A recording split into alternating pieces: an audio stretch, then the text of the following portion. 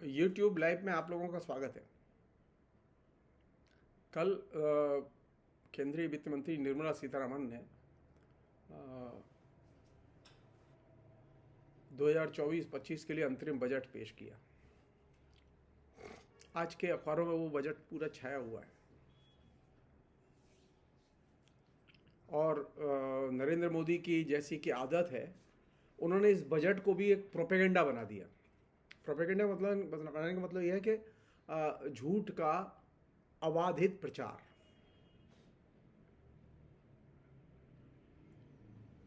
पहला सबसे बड़ा झूठ जो इस बजट के माध्यम से प्रचारित किया गया मीडिया के जरिए, वो ये कि ये मजबूत भारत बनाने की दिशा में एक बहुत बड़ा कदम है।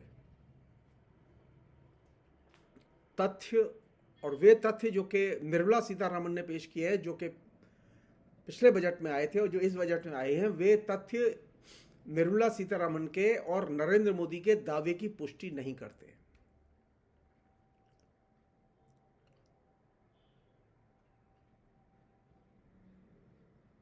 दो छोटी सी चीजें हैं जिनसे आप आसानी से देख सकते हैं।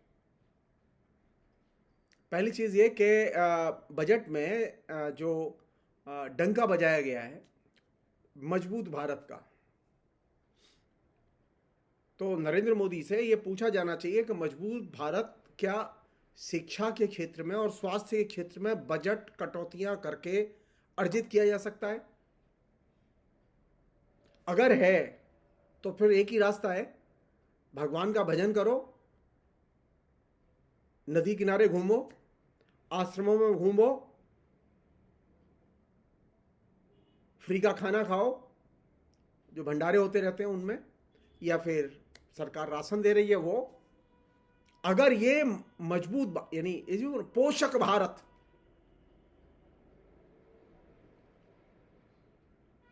पोषक समाज, ये पोषक समाज लाया गया है शोषक समाज पर पर्दा डालने के लिए। और ये मजबूत भारत का जो फ्रेज नरेंद्र मोदी बहुत अच्छे ढंग से इस्तेमाल करते हैं और बहुत ही आक्रामक ढंग से इस्तेमाल करते हैं, इस फ्रेज का मतलब है एक कमजोर भारत के ऊपर पर्दा डाला जाए।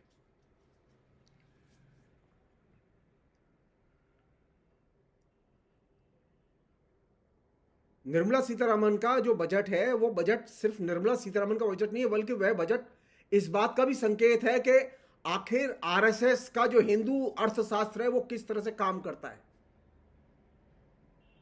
ये खाली वर्ण व्यवस्था, खाली वो मंदिर व्यवस्था के जरिए नहीं आ रही है, बल्कि वर्ण व्यवस्था जो है बजट में भी है। वर्ण व्यवस्था का लक्ष्य था कि शिक्षा में भेदभाव किया जाए, शिक्षा पर कम से कम खर्च किया जाए। वर्ण व्यवस्था का लक्ष्य था कि स्वास्थ्य की कोई सुविधाएं ना हो और कम से कम सुविधाएं हो। वो आयुर्वेद से काम चलाते थे, जड़ी बूटियों से काम चलाते थे, इससे ज्यादा कोई सुविधा नहीं थी उनके पास। या बड़े पैमाने पर जो सुविधा थी, जिसका कि इन दिनों खूब प्रचार किया जा रहा है, वो ये कि अगर तुम बीमार पड़ो तो किसी ओझा के पास जाओ, किसी तांत्रिक के पास जाओ, किसी जादू टोटका करने वाले के पास जाओ। एक तरफ ये बजट लाया जा रहा है, दूसरी तरफ सारी जनता के दिमाग में ये बात बिठाने की कोशिश की जा रही है कि भारत बहुत मजबूत हो रहा है। हकीकत यह है कि भारत मजबूत नहीं हो रहा है, बल्कि भारत और कमजोर हो रहा है।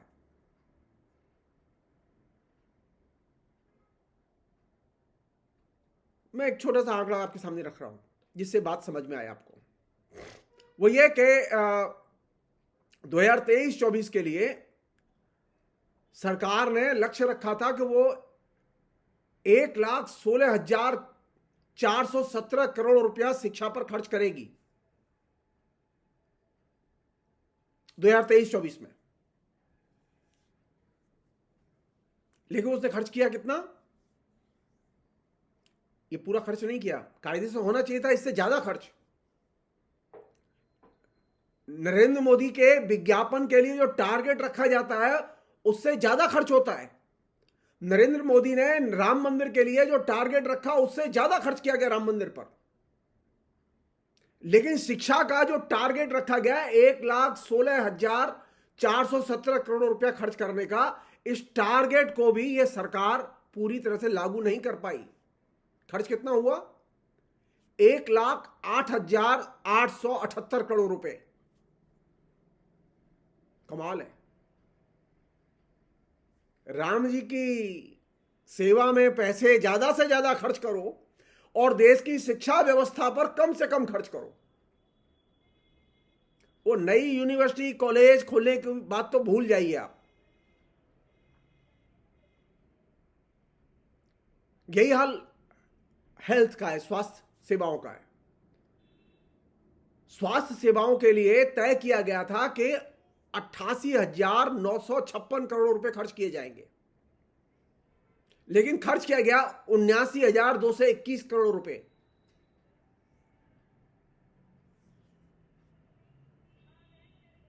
और यह बजट कटौती जब से नरेंद्र मोदी आए हैं शिक्षा और स्वास्थ्य के क्षेत्र में लगातार जारी है। यह बजट बढ़ नहीं रहा है स्वास्थ्य शिक्षा का, बल्कि लगातार ये बजट कटौतियां जारी हैं। अगर नरेंद्र मोदी के बजट पर कभी आप विचार करें, सोचें, आपस में बातचीत करें, संवाद करें, तो आप यहां से देखें कि जो सब्सिडीज हैं वो उनमें कटौती हुई कि नहीं हुई। कटौती एक बहुत महत्वपूर्ण फिनोमिना है। बजट में जो विकास के क्षेत्र हैं, जहां जनता की मदद की जा सकती है, उन क्षेत्रों में लगातार नरेंद्र मोदी के सत्ता में आने के बाद बजट कटौतियां हुई हैं। और उन क्षेत्रों में जहां पर के लूट की संभावनाएं अनंत हैं, जहां पर कि प्रोपेगेंडा पर खर्च करने की संभावनाएं अनंत हैं, वहां पर बजट में बेशुमार वृद्धि की गई है।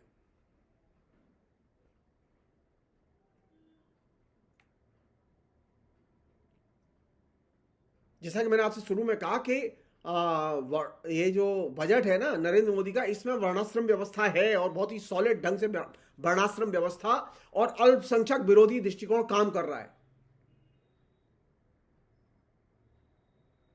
मसलन नरेंद्र मोदी कहते हैं ना कि शेड्यूल कास्ट, शेड्यूल ट्राइब के लिए वो बहुत ही उनके हितों के पक्षधर हैं। वो कहते हैं कि मुसलमानों के भी बड़े पक्षधर हैं।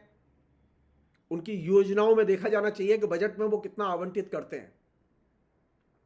नरेंद्र मोदी के शासन में खासतौर पर ये जो चल रहा है दौर 1 साल का, SC, ST और अल्पसंख्यकों के लिए जो कोर बुनियादी योजनाएं प्रचलन में हैं, उन कोर बुनियादी योजनाओं के बजट में बड़े पैमाने पर कटौती की गई है।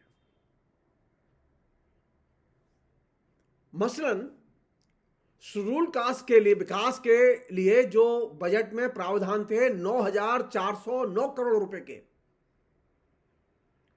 जो कि एक तरह से अगर मुझसे पूछें तो शेड्यूल कास्ट की जो पॉपुलेशन है उसके हिसाब से ये ऊंट के मुंह में जीरे के बराबर है। लेकिन इस जीरे को भी उन्होंने, जिसे कि हम क्या कहें कि और भी कतर के चूरे में बदल दिया। और SC के लिए जो बजट में जो आवंटित किया गया था पैसा 9,409 करोड़ रुपया, वह घट के कटौती की गई, उसमें 6,780 करोड़ रुपए उसे कर दिया गया। आदिवासी प्रेम, राम जी का आदिवासी प्रेम, सबरी के बल खाए थे, बेर खाए थे। नरेंद्र मोदी का प्रेम देखिए, जैसा मैं पहले भी कह चुका हूं कि ये एक तरह से वर्णाश्रम व्यवस्था को अर्थव्यवस्था में कन्वर्ट करने का दौर भी है।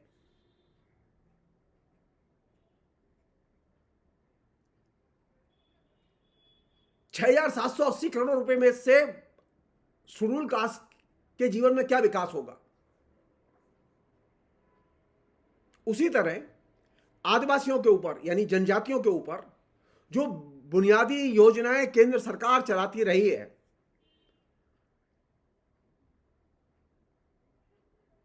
उसमें पहले प्रावधान किया गया, यानी इस बजट के शुरू में प्रावधान किया गया 4,295 करोड़ रुपए, इसमें भी कटौती की गई और कटौती करके उसे 3,286 करोड़ रुपए कर दिया गया। अब तुम प्यार से जय श्री राम बोलो, तुम्हारे बजट में कटौती हम करेंगे। तुम राम जी की पूजा करो गांव में, तुम्हारे बजट में कटौती हम करेंगे। यह है नरेंद्र मोदी और आरएसएस की इकोनॉमी का मॉडल। मुसलमानों के साथ तो जो दुर्व्यवहार, अल्पसंख्यकों के साथ जो दुर्व्यवहार नरेंद्र मोदी के शासन में आने के बाद शुरू हुआ है और जो नीचे जमीन पर हो रहा है, वो तो अकल्पनीय है। उसकी एक झलक बजट में भी मिलती है और राजनीतिक एक्शंस में भी मिलती है। राजनीतिक एक्शंस में हेट कैंपेन चल रहा है,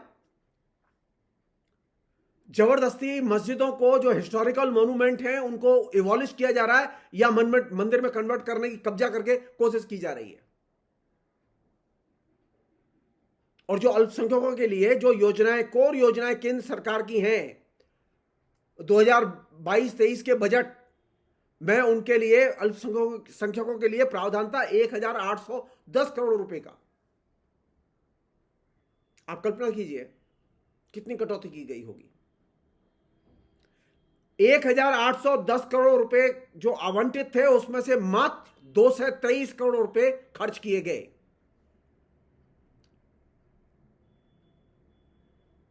यानी बड़े पैमाने पर 1,600 करोड़ रुपए से ऊपर कटौती कर दी गई। एससी, एसटी और अल्पसंख्यक, इनके लिए जो कोर योजनाएं केंद्र सरकार ने की चल रही थी, अभी भी चल रही हैं, उनमें 13% से अधिक की कटौती की गई है। यह कोई साधारण कटौती नहीं है। नरेंद्र मोदी के कैंपेन बजट में 13% की कटौती नहीं हुई, बल्कि 13% का इजाफा हुआ। कभी मौका लगेगा तो उसके बारे में बात करूंगा मैं आपसे। लेकिन गरीब तबकों के लिए, अल्पसंख्यकों के लिए, आदिवासियों के लिए चलने वाली जो योजनाएं हैं, उनके लिए जो बजट आवंटित है, उसमें कटौती का सिलसिला जारी है। और इसे कहते हैं हिंदू अर्थशास्त्र। हिंदू अर्थशास्त्र में जो दबे कुचले थे, वंचित थे, वो और भी ज्यादा वंचित और दबे कुचले बनाए गए। और जो सबसे गरीब लोग हैं, जो अति गरीब कहे जाते हैं, उन अति गरीब तबकों के लिए चलने वाली जो केंद्र सरकार की योजनाएं हैं, उनके लिए 2023-24 में 2,194 करोड़ रुपए आवंटित किए गए थे। कितना मतलब उत्थान का काम कर रहे हैं वो।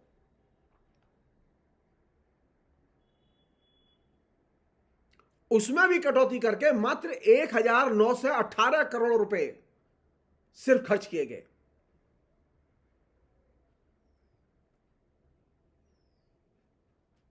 तो ये बजट कैसा होगा? मुझसे पूछें तो बजट सिर्फ एक होगा। हिंदू अर्थशास्त्र के आधार पर वर्णाश्रम व्यवस्था के कॉन्सेप्ट को कैसे इकोनॉमी में परकोलेट किया जाए, लागू किया जाए, उसकी दिशा में यह एक बड़ी छलांग है। वे लोग जो इस समाज को, इस देश की अर्थव्यवस्था को सामाजिक विषमता से निकालना चाहते हैं, सामाजिक समानता के धरातल पर लाना चाहते हैं, उनके लिए एक चेतावनी है कि अगर उन्होंने नरेंद्र मोदी को आने वाले लोकसभा चुनाव में वोट दिया तो आप तय मानिए, ये जो एससी, एसटी, अल्पसंख्यक और अति गरीब लोगों के जो विकास के लिए जो आवंटित धन है, उसमें जो कटौती हो रही है, वो कटौती और बढ़ेगी और वे पामाल बनेंगे। शिक्षा और स्वास्थ्य के क्षेत्र में जो कटौती कंटिन्यूअसली जारी है, वो इस बजट में भी हुई है। तो उससे शिक्षा और स्वास्थ्य के क्षेत्र में और असुविधाएं बढ़ेंगी और चैलेंज आएंगे। तो ये आपकी चुनौती है। ये विकसित भारत नहीं है, ये वंचित भारत है जो तैयार किया जा रहा है। प्रोपेगेंडा का इसके ऊपर आवरण पड़ा हुआ है और इस प्रोपेगेंडा के आवरण में सिर्फ थोथा ज्ञान बांटा जा रहा है आपके बीच में। एक छोटा सा उदाहरण दे रहा हूं, नरेंद्र मोदी किस तरह से बुरी तरह से असफल प्रशासक साबित हुए। भारत सरकार की एक योजना थी जो कि 2015-16 तक थी, जिसमें कि भारत सरकार संयुक्त क्षेत्र में, यानी विदेश की निजी क्षेत्र की कंपनियां या विदेश के कॉरपोरेशंस के साथ मिलकर संयुक्त उद्यम लगाने का काम करते थे और उसमें विदेशी पूंजी निवेश आता था। 2016 में नरेंद्र मोदी ने अचानक एक फैसला लिया कि जो पहले चली आ रही पॉलिसी थी उस पॉलिसी को एकदम खत्म कर दिया और नरेंद्र मोदी ने एक नई पॉलिसी बाइलेटरल ट्रीटी के नाम से जारी की और इस ट्रीटी के आधार पर, यानी इस पॉलिसी डॉक्यूमेंट्स के आधार पर व्यापार के क्षेत्र में भारत सरकार के लिए साझीदार की खोज शुरू की गई और इसके लिए जगह जगह लोग भेजे गए, अमेरिका भेजे गए, जापान भेजे गए, जर्मनी भेजे गए, यूरोपीय आर्थिक समुदाय के लोगों के बीच में बातचीत करने के लिए भेजे गए कि लोग कोलैबोरेट करके संयुक्त समझौते के तहत कोई इंडस्ट्री यहां खोलें। आपको जान के आश्चर्य होगा कि 2016 में जो पॉलिसी बाइलेटरल ट्रेड की जो ट्रीटी जो नरेंद्र मोदी ने डिक्लेयर की, वो डिक्लेयर होने के बाद में कोई भी देश, कोई भी कंपनी संयुक्त व्यापार समझौते के लिए आगे नहीं आई।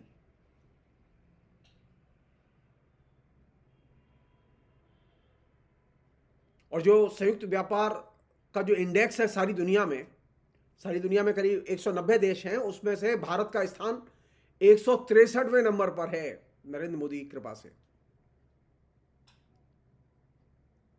और जो विश्व बैंक की अगर 2020 की इजी डूइंग बिजनेस रिपोर्ट को अगर पढ़ें तो आप पाएंगे कि भारत में किसी भी कंपनी को अगर कोलैबोरेट करके भारत सरकार के साथ आती है और अपना कारखाना खोलने की कोशिश करती है तो उसे कारखाना खोलने के लिए 1445 दिन लग जाते हैं। यहां एक चीज मैं बताना चाहता हूं, नरेंद्र मोदी और मनमोहन सिंह में क्या फर्क है। 2015 तक, यानी जो पॉलिसी थी उसके तहत तकरीबन 83 देशों के साथ में संयुक्त व्यापार समझौते थे और उनका यहां पर पालन हो रहा था। नरेंद्र मोदी ने एक झटके में उस 83 देशों की लिस्ट से, संयुक्त व्यापार समझौते की लिस्ट से 68 देशों और क्षेत्रों को एक साथ खत्म कर दिया और इनसे कहा गया कि अब नए सिरे से कॉन्ट्रैक्ट कीजिए, नए सिरे से हम शर्तें तय करेंगे और नए सिरे से व्यापार की बात करेंगे। ये जो पहले जो आपने समझौते किए थे और दस्तखत किए थे वो हम मानने को तैयार नहीं है। 2016 में जो नई नीति बनाई, उस नीति के बाद मात्र 6 समझौते हुए हैं। विदेशी पूंजी का औद्योगिक क्षेत्र में निवेश तकरीबन बंद हो चुका है। जो लोग कहते हैं ना कि नरेंद्र मोदी है, गारंटी है व्यापार की, जी नहीं, नरेंद्र मोदी हैं तो व्यापार की कोई गारंटी नहीं है। नरेंद्र मोदी झूठ बोलते हैं कि वो जो गारंटी देते हैं वो उसे अक्षर से उसका पालन करते हैं और उसे लागू करते हैं। नरेंद्र मोदी के यहां कोई गारंटी नहीं है। यही वजह है कि संयुक्त व्यापार समझौते में मात्र 6 देशों ने साइन किए, कोई साइन तक करने के लिए तैयार नहीं, और पैसा तो आना बंद हो गया है तकरीबन। जो विदेशी पूंजी निवेश का फ्लो था हमारे यहां, उसमें लगातार गिरावट आ रही है। एक और चीज है, आए थे देश बेचने के लिए, कोशिश कर रहे हैं बेचने की। वैसे ये जो डिसइन्वेस्टमेंट पॉलिसी है, जिसे हम लोग विनिवेश नीति कहते हैं, इस डिसइन्वेस्टमेंट पॉलिसी की स्थिति है कि पिछले 5 साल में जितने भी लक्ष्य डिसइन्वेस्टमेंट के सरकार ने बजट में घोषित किए, उनमें से कोई भी लक्ष्य वो अर्जित नहीं कर पाई। नरेंद्र मोदी से पूछा जाना चाहिए कि तुम इतने जो लक्ष्य घोषित करते हो, इतना ढोंग करते हो, विज्ञापन देते हो, तमाम किस्म का प्रोपेगेंडा करते हो कि हम डिसइन्वेस्टमेंट कर रहे हैं और निजीकरण की दिशा में देश को ले जा रहे हैं, तो क्या तुम्हारे जो लक्ष्य हैं वो पूरे हो रहे हैं?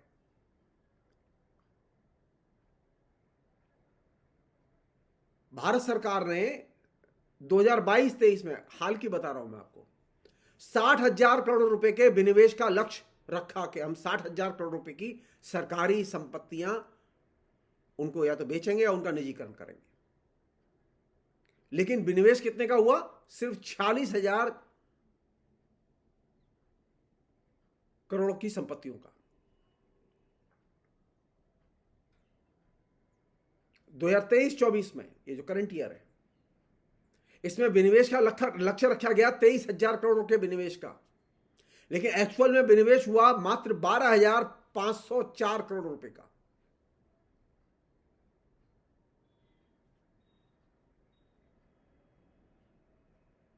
एयर इंडिया और नीलाचल जो इस्पात निगम लिमिटेड है, इसके निजीकरण के बाद लास्ट 5 इयर्स में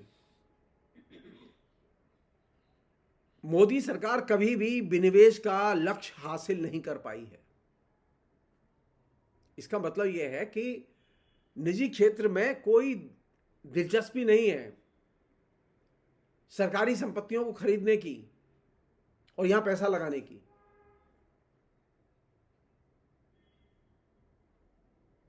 नरेंद्र मोदी ने और मीडिया ने एक चीज का बड़ा 1 लाख करोड़ रुपया स्कॉलरशिप के लिए,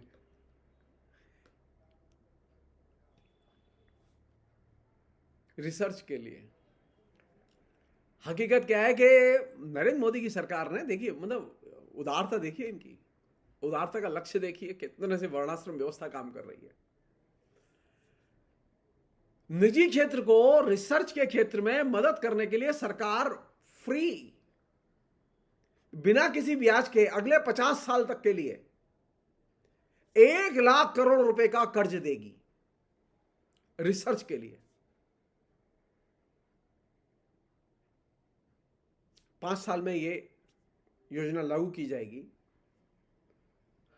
हम पूछना चाहते हैं कि ये 1 लाख करोड़ रुपया रिसर्च के लिए ये अपने देश के विश्वविद्यालयों क्यों नहीं देते? क्या दिक्कत है? निजी क्षेत्र के पास में क्या पैसा नहीं है? अगर उनके पास पैसा नहीं है तो ये मुनाफा जा कहां रहा है उनका? उनकी संपत्तियों में इतना बड़ा उछाल कैसे आया पिछले 10 साल में?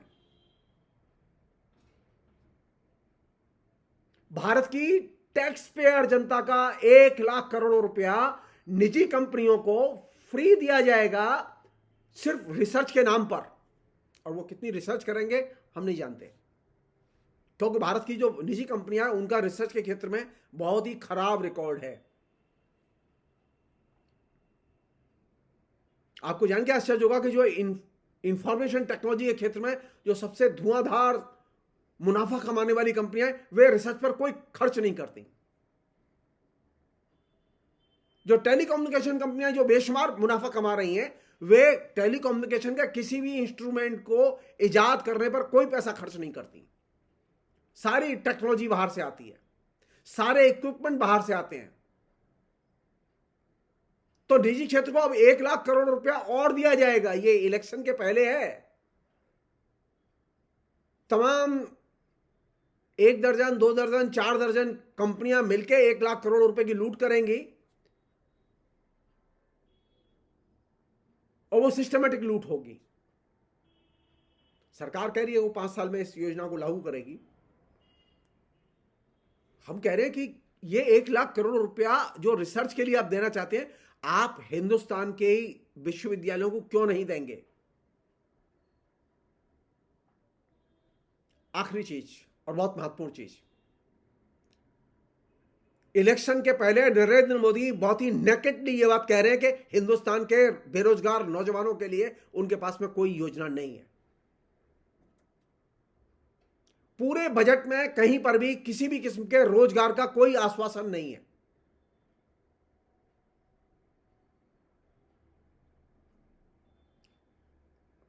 आश्चर्य की बात है, जब देश में 20 से लेकर 24 साल की उम्र के 45% नौजवान बेकारी के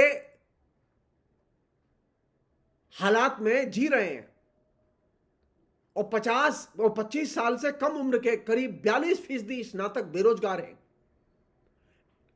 ऐसे में रोजगार का कोई प्रकल्प, प्लान वर्कआउट न करना, उसकी घोषणा न करना, यह अपने आप में बहुत ही चिंता की बात है और शर्मनाक बात है, और नौजवानों को इस बात को समझना चाहिए।